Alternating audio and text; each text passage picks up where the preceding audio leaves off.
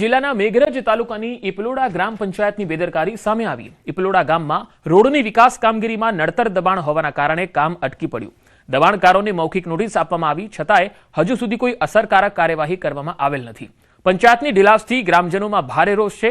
ગ્રામજનોએ મેઘરજ તાલુકા પંચાયતને આવેદન આપી વહેલી તકે નડતર દબાણ દૂર કરી રોડનું કામ શરૂ કરવાની માંગ કરી। तालुका विकास अधिकारी साहेब ने आवेदन पत्र आपवा आया था। मारी इपलोड़ा जनपद का गौरव पद में रोड मंजूर थयेलो छे, एनी आजूबाजू थोड़ू दबाण करेलू छे।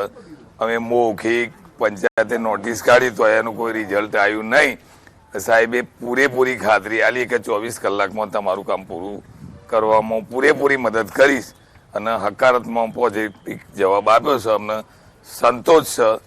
गामनी अंदर जे मेन रोड 500 मीटर और 16 मीटर पહોળો सुविधा पंथनो हतो एमां अमुक बांधकाम दबाणमां हतुं अने अमुक खुल्लुं छे। अमुक जेना अंदर 8 થી 10 फूट ज दबाण छे ए दूर करवा माटे ग्राम लोकोनुं उग्र आंदोलन हतुं अने ए गाम लोकोए मेघरज तालुका पंचायत तालुका विकास अधिकारी साहेबने आवेदनपत्र आप्युं हतुं। सभ्य अने बरोड़ा डेरीना चेरमेन दिनेश पटेल एटले के दिनू मामा हाल पोताना निवेदनोने लईने चर्चामां छे। खेडूत दिवसे तेमणे विवादित निवेदन आप्युं। तेमणे कह्युं के हमणां स्वामीजीए ज्ञान आप्युं छतां અહીં બેઠેલા 80% લોકો વ્યસનીઓ છે।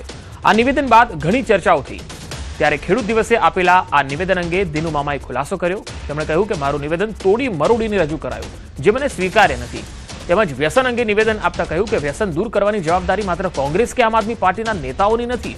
વ્યસન મુક્તિ માટે સાધુ સંતોએ પણ આગળ આવવું જ જોઈએ। साधु संतो इच्छे तो 1 महीना में दारू और ड्रग्स नु वेचाण बंद थई शके। चूंटणी आवे त्यारे आपणे बधा हिंदू हिंदू करीने निकळीए। आभार।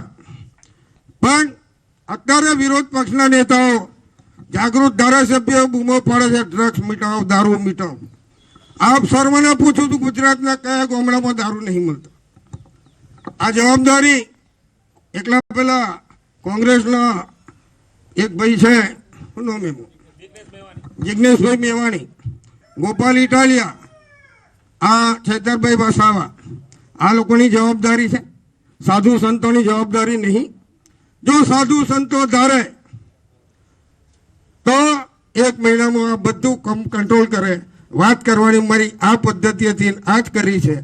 आंबळाश महिला तलाटीनो एक विडियो सामे आव्यो छे। आंबळाश गाममां तलाटी साथे रकझकनो आ विडियो छे जे झड़पथी वायरल थई रह्यो छे।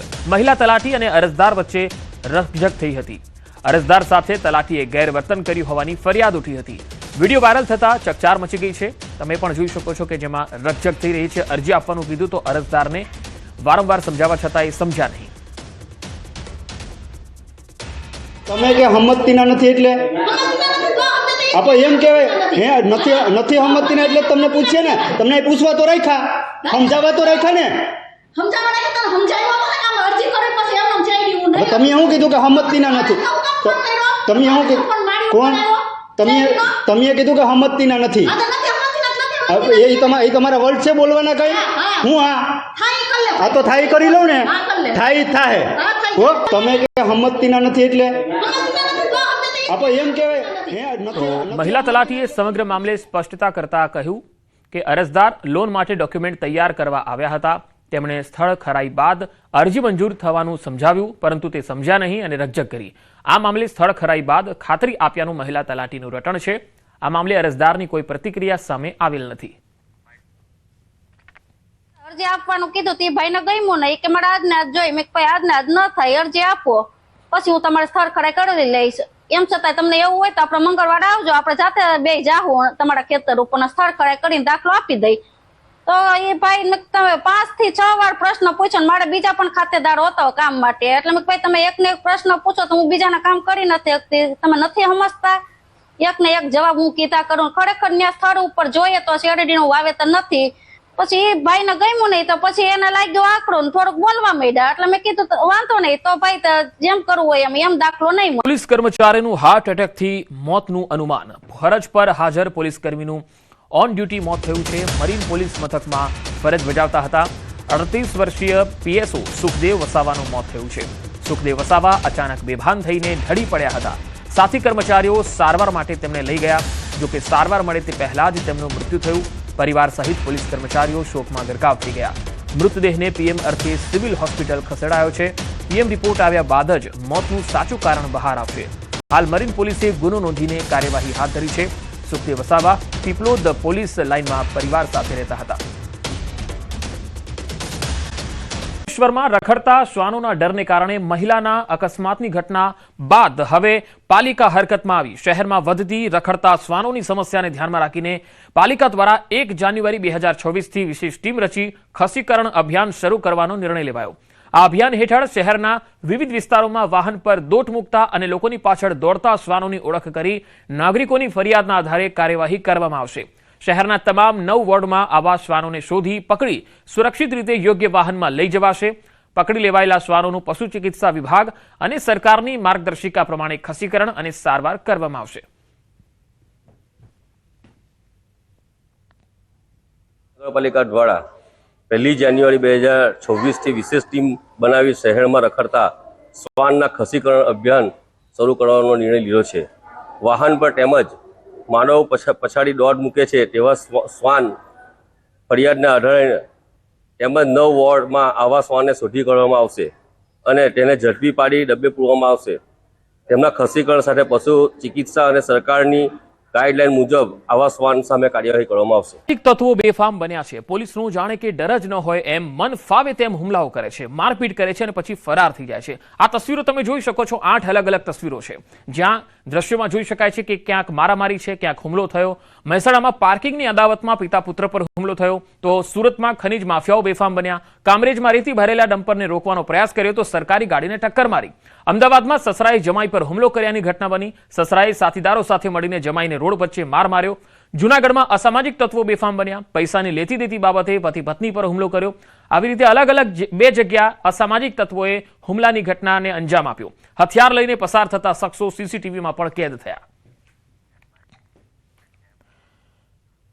પોરબંદરમાં જર્જરિત છતનું બીમ ધરાશાયી થયું. માણેક ચોક વિસ્તારનો આ બનાવ છે. રાજાશાહી વખતની જર્જરિત છતનું બીમ ધરાશાયી થયું. સમગ્ર ઘટના સીસીટીવીમાં કેદ થઈ છે. બીમ પડતી વખતે તમે જોઈ શકો છો કે એક રાહદારીનો ચમત્કારિક રીતે બચાવ થયો. અચાનક લાકડાનું બીમ તૂટી પડ્યું. સદનસીબે કોઈ ઈજાગ્રસ્ત થયું નથી. રેનોવેશન માટે અનેક વખત મનપાને રજૂઆત કરવામાં આવી છે, છતાંય કોઈ કાર્યવાહી થઈ નથી. આ તસવીરોમાં ફરી એકવાર જોઈ શકો છો કે કેવી રીતે આ વ્યક્તિનો બચાવ થયો છે. જે રાહદારી છે તેનો બચાવ થયો છે. રાજાશાહી વખતની આ જર્જરિત છત છે એનું એક બીમ ધરાશાયી થઈ ગયું હતું. યુવકની હત્યાના આરોપીઓનું સરઘસ કાઢવામાં આવ્યું. પોલીસે 6 જેટલા આરોપીઓનું જાહેરમાં સરઘસ કાઢ્યું છે. પાલનપુર અમદાવાદ હાઈવે પર યુવકની હત્યા કરી હતી. પોલીસે પાલનપુરના એરોમા સર્કલ પર આરોપીઓનું સરઘસ કાઢ્યું હતું. આરોપીઓને જોતા આજે લોકોનો રોષ ફાટી નીકળ્યો અને કડક સજા થવી જોઈએ તેવી માંગણી કરતા જોવા મળ્યા. સાથે સાથે ગુજરાત પોલીસ જિંદાબાદના નારા પણ લગાવ્યા. પાલનપુર એરોમા સર્કલથી ખાનગી હોટલ પાસેમાં આ ઘટના સ્થળ જે હતું ત્યાં આગળ લઈ જઈ અને રિકન્સ્ટ્રક્શન કરવામાં આવ્યું. 2 ડીવાયએસપી, પીઆઈ, પીએસઆઈ સહિત પોલીસનો કાફલો લોકોના આક્રોશ વચ્ચે ચુસ્ત સુરક્ષા બંદોબસ્તમાં આરોપીઓને લઈને પહોંચ્યો હતો.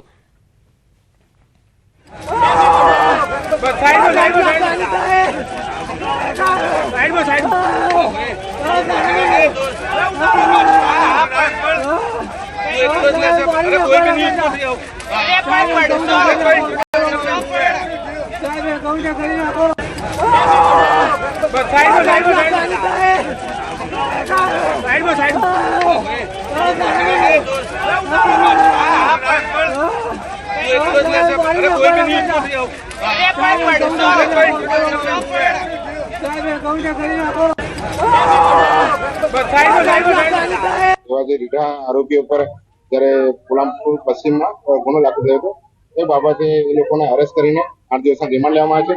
તે રિમાન્ડ અન્વયે ખાસ કરીને આજરોજ જે જગ્યાના જે રિકન્સ્ટ્રક્શન પંચનામું કે જ્યાં તેઓ ભેગા થયા અને તેમને ત્યાં કાવતરું પડ્યું હોય અને ત્યાં પછી જે બનાવની જગ્યા ત્યાં લોકો આવ્યા તે રિકન્સ્ટ્રક્શન પંચનામું પોલીસ દ્વારા કરવામાં આવ્યું છે. એવા જે રીઢા આરોપીઓ પર જ્યારે પોલામપુર પશ્ચિમમાં ગુનો દાખલ થયો હતો.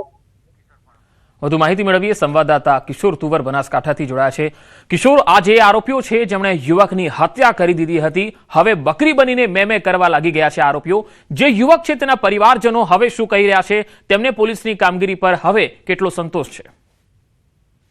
ચોક્કસથી જે ભરત ચૌધરી નામના યુવકની જે હત્યા કરવામાં આવી હતી અને તે બાદ પોલીસ પર જે પરિવારજનો છે યુવકના તે નારાજ હતા અને 5 દિવસ બાદ પોલીસે આરોપીઓની અટકાયત કરી છે અને આજે તેમનું સરઘસ પણ કાઢવામાં આવ્યું હતું અને સરઘસ દરમિયાન પોલીસ દ્વારા આરોપીઓને ચુસ્ત પોલીસ બંદોબસ્ત વચ્ચે રિકન્સ્ટ્રક્શન માટે લાવવામાં આવ્યા હતા અને સ્થળ પર જ આરોપીઓની જાહેરમાં ધુલાઈ કરીને આરોપીઓની સરભરા કરવામાં આવતા ગુજરાત પોલીસ જિંદાબાદના નારા લાગ્યા હતા અને જે ભરત ચૌધરીના પરિવારજનો છે તેમને પણ પોલીસની કામગીરીથી સંતોષ માન્યો છે।